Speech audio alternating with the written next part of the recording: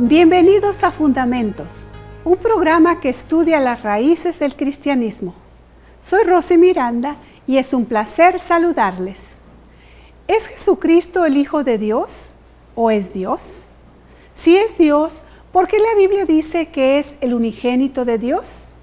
¿Significa esto que Él es el primer Hijo de Dios, pero no Dios? Estas y otras preguntas serán contestadas en el programa de hoy. Y ahora con ustedes, el conductor del programa, el pastor Armando Miranda. Queridos amigos, es un placer estar con ustedes y antes de estudiar un tema más sobre la naturaleza de Cristo, les invito para orar. Amado Padre que estás en los cielos, ven a enseñarnos a través de tu palabra. En el nombre de Jesús. Amén. La palabra unigénito, monogenes en griego, es usada para argumentar en contra de la preexistencia eterna de Cristo. Con esta palabra se afirma que Cristo es un ser inferior al Padre porque Él fue el engendrado por el Padre. Con esto se infiere que Cristo, aunque tiene la misma naturaleza divina, la naturaleza del Padre, no existió siempre. O sea, no es coeterno con el Padre y por lo tanto es un ser inferior en divinidad al Padre, por cuanto fue engendrado después por Él. Vamos a continuar hoy estudiando estos maravillosos temas de la naturaleza de Cristo y para ello hemos invitado al doctor Armando Juárez Ortiz, que es secretario académico y catedrático en la Facultad de Teología de la Universidad de Montemorelos. Bienvenido, doctor Juárez. Muchas gracias por la invitación y también gracias al público por estar acompañando en este programa. Hay un texto en la Biblia que normalmente es el clásico que se utiliza para discutir sobre ese término unigénito, que es San Juan 3:16. Porque de tal manera amó Dios al mundo que dio a su Hijo unigénito. Un texto que se utiliza junto con otros para decir que Cristo fue de una manera inferior al Padre, porque fue un Hijo de Dios, no fue Dios, en fin. Pero conviene que estudiemos acerca de la etimología primero de la palabra unigénito o monogenes y luego vayamos al Antiguo Testamento, veamos también a través de la aplicación en Cristo y veamos el Nuevo Testamento también. Creo que es una buena estrategia para entender este problema. Realmente vamos a decirlo, problema no es un problema teológico, es un problema semántico. Y por eso es que es importante entender el significado de la palabra unigénito, que en griego es monogenes. Si queremos entender el significado, en primer lugar, tendríamos que ir con diferentes lingüistas. Y los más famosos son Liddell, Scott y Moulton y Milligan, que son, vamos a decirlo, aquellos que todo el mundo busca como referencia para tratar de entender algún significado. En el mundo teológico. En el mundo teológico. Son autoridad de ellos. Exactamente. Bueno, Liddell y Scott dice, al referirse a la palabra monogenes, lo traduce como único miembro de una familia o único en su especie, o como diríamos en latín, sui generis, único. Moulton y Milligan, igual, único en su especie, solo o único. Como tú puedes ver, no tiene o no está relacionado con el concepto de engendrar. No tiene que ver ese aspecto de nacer. Es más, la raíz de monogenes viene de un verbo ginomai, que quiere decir llegar a ser. No viene de genao, que quiere decir engendrar. Entonces, monogenes significa único, que llegó a ser único. El solo. Único de su especie. Único de su especie. Nadie no hay más. ningún otro igual que él. Si acaso fuera el único engendrado, tendría que ser no monogenes, sino monogénetos en griego.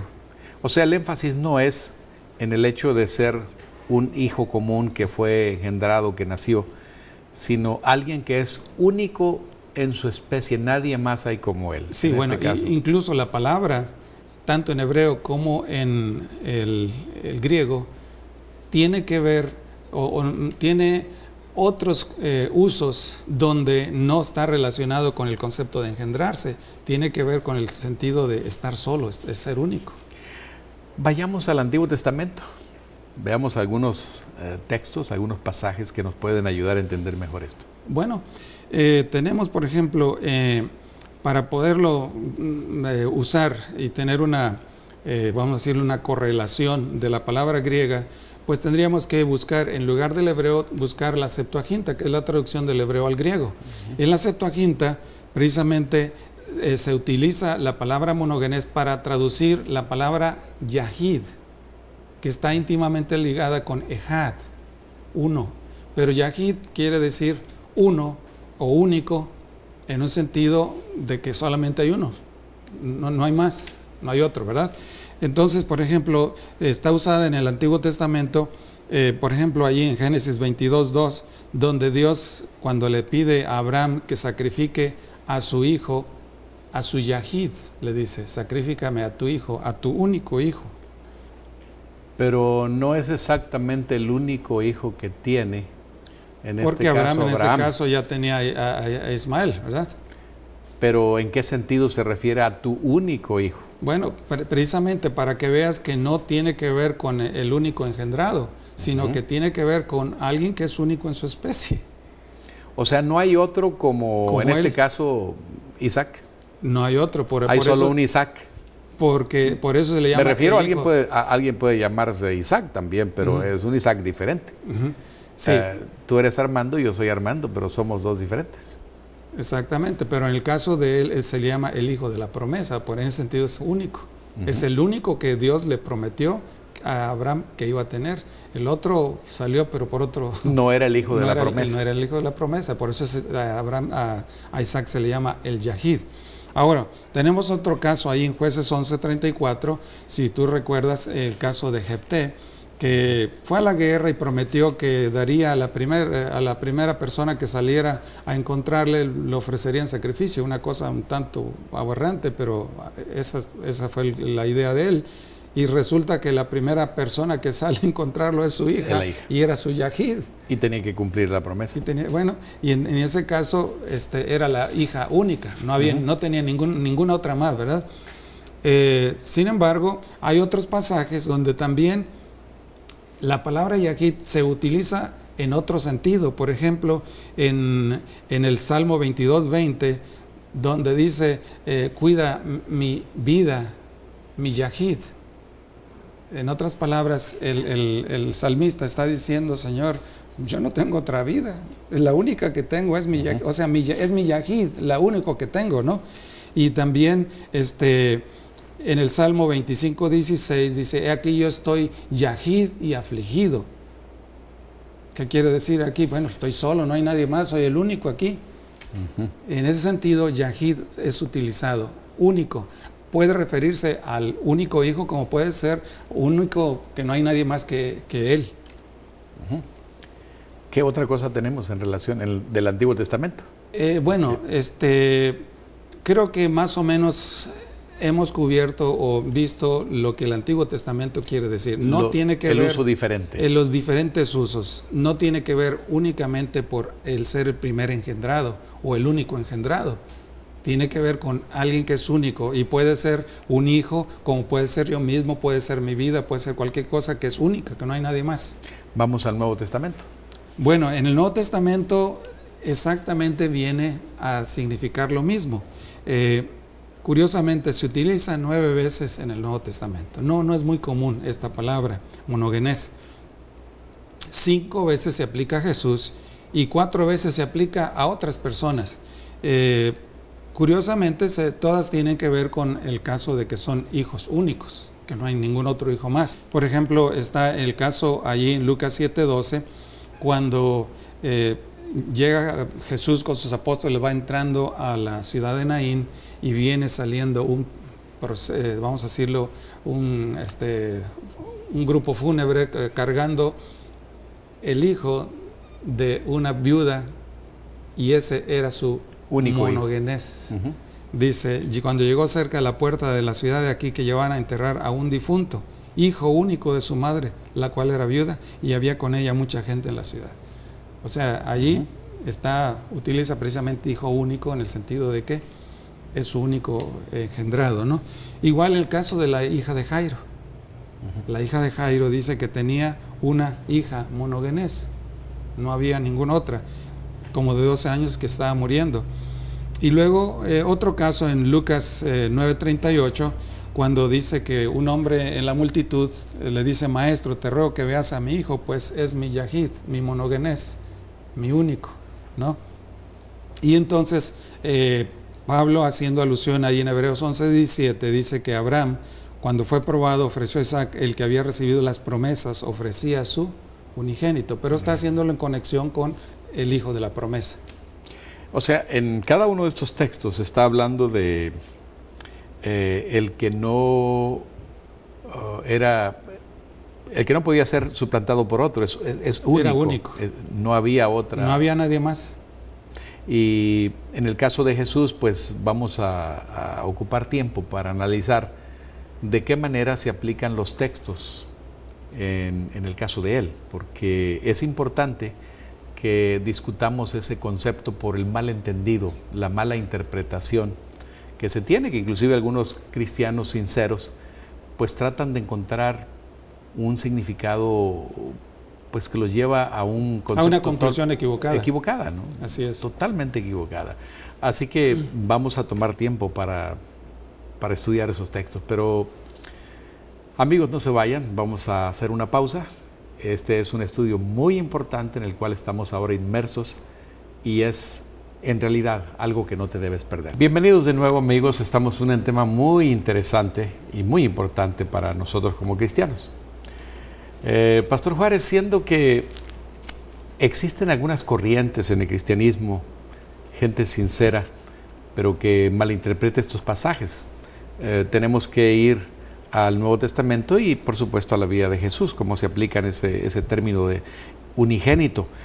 Quizá conviene decir que una de las corrientes tiene que ver con que algunos consideran que Cristo fue un ser creado, que es el arrianismo. Así es. Otra corriente habla de que, bueno, Él fue engendrado por Dios. Y otra más nos dice, que es el semi-arrianismo, aceptan que Cristo fue preexistente, que es divino, pero que Él no es coeterno, sí, o sea, con el Padre. Exacto. Aceptan la divinidad de Cristo, pero en cierta forma no en la misma, en mismo nivel de igualdad que el Padre. Y tampoco en el mismo nivel de coeternidad, porque el Padre es eterno, pero Cristo fue en algún momento de la eternidad engendrado por el Padre. Es la diferencia que tenemos con Arrio, que Arrio decía: el Padre creó a Cristo y después creó todo lo demás, Cristo. Pero aquí no, dice el Padre engendró. En otras palabras, aceptan la misma naturaleza divina en Cristo, no como el caso de Arrio, que decía es un ser independiente de Dios, ¿verdad? O sea, eso es el semi-arrianismo. Es el semi-arrianismo. En otras palabras, esas corrientes no son nuevas. Cuando algunos piensan que han descubierto algo tremendo en la Biblia, un error gravísimo, piensan que están descubriendo, en términos comunes, el hilo negro. Pero realmente no es una novedad. Esto viene... Eso viene desde el siglo III, o siglo IV, o sea, allá por los años 300 de nuestra era. O sea, más o menos unos 200 años después de que los apóstoles en la primera etapa de la iglesia primitiva empezaron a enseñar, hubo ciertas corrientes de pensamiento, especialmente problemas con la filosofía griega o pensamiento griego, que trataron de explicar ciertos conceptos bíblicos. Con la filosofía griega. Con la filosofía griega. Es el problema. Y esto es el pensamiento hebreo, la Biblia es el pensamiento hebreo. Así ¿no? es. Ahora, un poquito más atrás, no es solamente el siglo III o IV, desde los días que todavía vivía el anciano apóstol Juan, el amado, ya él estaba atacando al escribir su evangelio. Con el docetismo, ¿verdad? El docetismo. Perdón. Cristo aparentemente lo miraba uno, pero en realidad no era como un fantasma, vamos a decir, lo que se miraba, pero no tenía esencia ni nada, era una pura apariencia. Precisamente por eso le llamaba docetismo, porque viene del griego doqueo, que quiere decir aparecer o tener una imagen así, pero no es nada. Vayamos a la palabra unigénito, porque esa es una de las palabras que utilizan y en las cuales se confunden algunos. Vayamos al caso de Cristo. Bueno, la palabra unigénito aplicado a Jesús se utiliza, como dijimos, 5 veces. Voy a leer los pasajes para que veamos, ¿verdad? Y vamos a tratar de entenderlo en el sentido de que es hijo único, no en el sentido de que es hijo engendrado. Y para que lo veamos, dice Juan 1:14, y aquel verbo fue hecho carne y habitó entre nosotros y vimos su gloria, gloria como la del unigénito del Padre, lleno de gracia y verdad. Está haciendo alusión a a San Juan 1, del 1 al 3, donde dice, en el principio era el verbo, y el verbo era con Dios, y el verbo era Dios. O sea que ahí está diciendo, el verbo es Dios. Ahora aquí hace alusión del unigénito, del Padre. Si pudiéramos hablar el monogenés del Padre, que en sí sería el único, el único que es como el Padre, vamos a decirlo, lo está poniendo en un nivel de igualdad. En Juan 1:18 dice, a Dios nadie le vio jamás. Y ahí es muy interesante porque algunos manuscritos antiguos, de los manuscritos griegos, utilizan la palabra monogenes theos.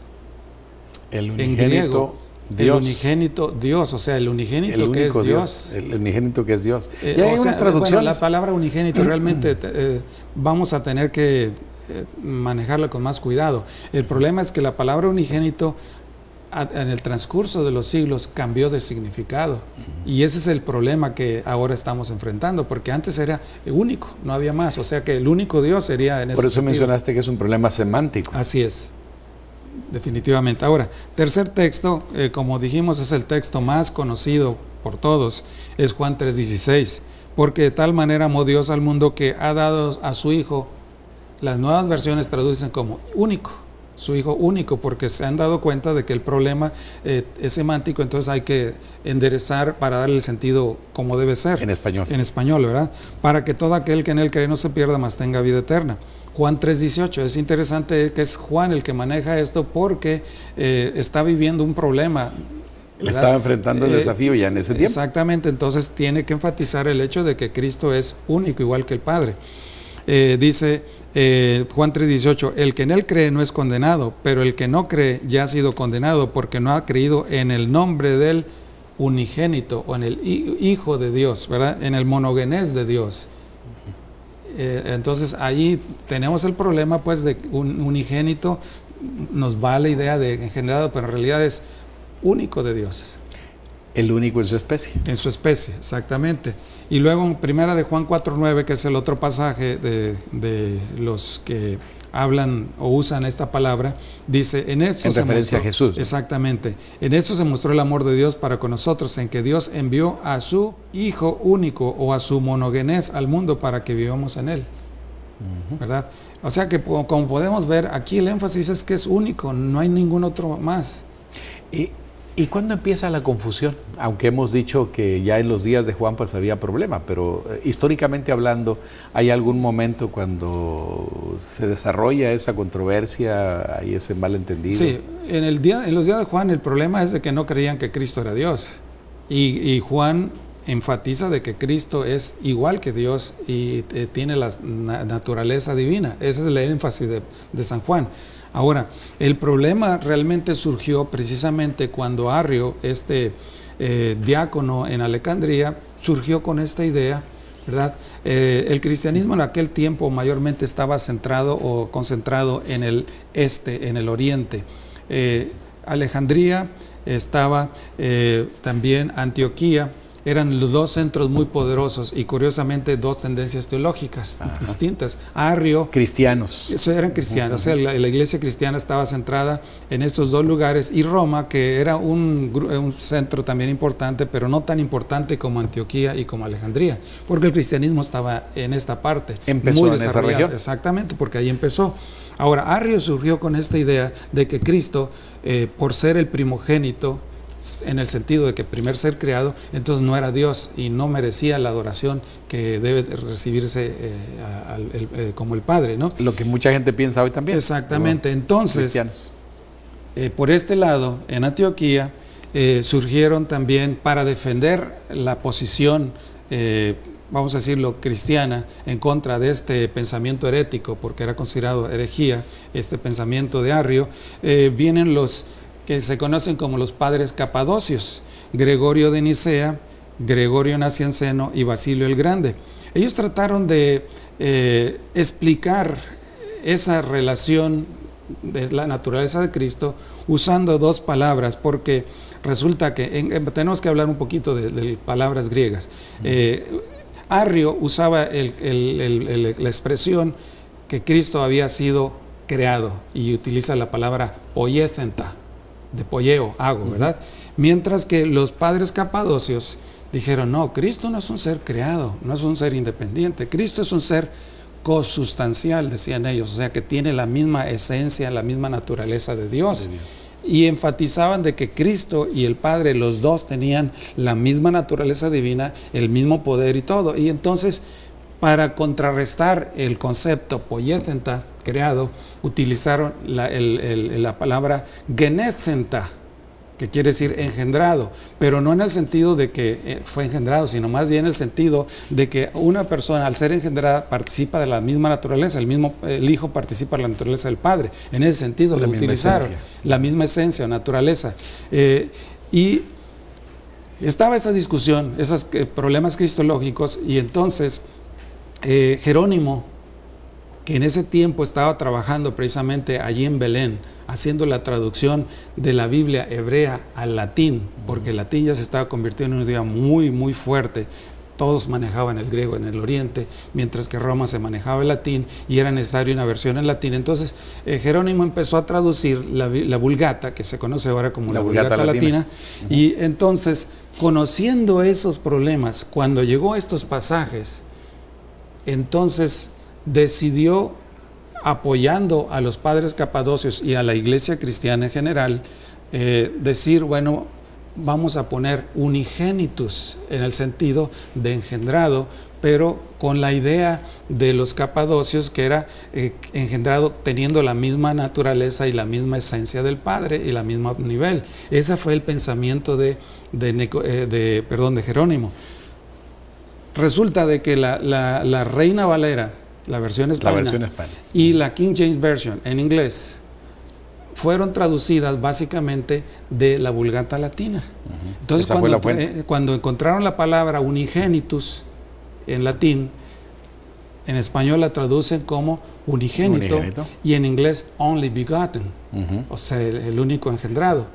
Pero ya cambió allí el sentido y ahora nosotros lo entendemos como engendrado, pero en realidad allá se refería a alguien que era único en su especie, que era coeterno, consubstancial. Ese era el pensamiento de la iglesia primitiva, ¿verdad? En relación con unigénito.